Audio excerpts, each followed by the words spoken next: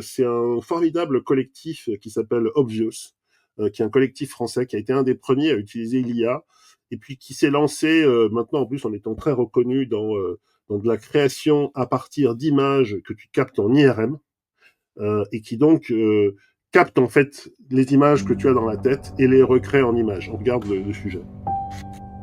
Ça, c'est un sujet de Numérama. Tout ça, c'est des visions qu'on a eues. Une chimère, Ah, c'est fou. un rêve inavouable, un outil narratif de la science-fiction. Voilà, c'est leur première Putain, je trouve signature ça sur la fascinant. caméra. Magique, C'est dingue. dieu, prophète, vampire ou sorcière.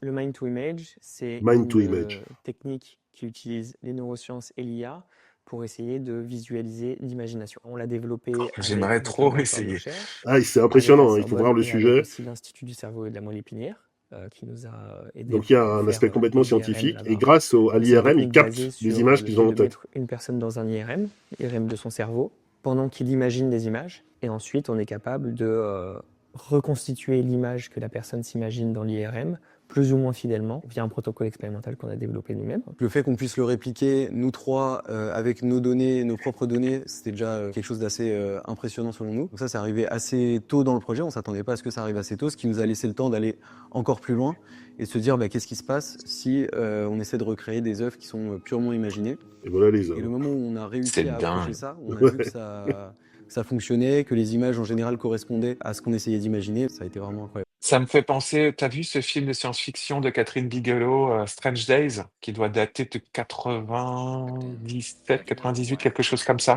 Non, je l'ai pas vu. En fait, ça parle de tu mets des casques virtuels et tu peux revoir ta mémoire, etc. Donc, ça traduit en fait les signaux dans la tête. Ils ont une histoire complètement singulière, ces trois artistes chercheurs, on va dire, et ils ont été un des premiers à vendre une œuvre qui était une œuvre faite complètement en numérique à partir d'images captées comme ça. Et puis maintenant, ils font partie en fait de tous ces chercheurs créateurs qui sont suivis notamment par les scientifiques, parce que ils arrivent à être à la frontière des deux. Il y a des sujets du gouvernement qui expliquent que c'est l'avenir de la création et de la recherche. Je trouve qu'ils sont en plus, ils ont l'air très accessibles. Ils expliquent en permanence la manière dont ils travaillent. Ils travaillent entre les neurosciences et finalement l'IA. Et en plus, la création, parce que du coup, ils ont créé des œuvres qui correspondent à ce que les gens ont pensé quand ils étaient dans l'IRM. Ils y passent un temps fou, parce qu'en fait, c'est des images que l'IRM reconnaît de leur imaginaire. Et ensuite, ils les impriment avec. Et donc, il y a des sujets, il y a de très beaux sujets.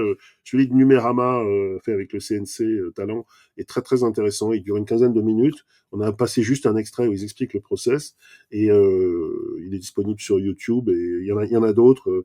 Il y en a notamment un que j'ai mis dans la newsletter du KIF, où on voit le gouvernement qui se demande, qui projette un peu cette image de création française. C'est extrêmement français comme démarche, art graphique et autres, donc voilà.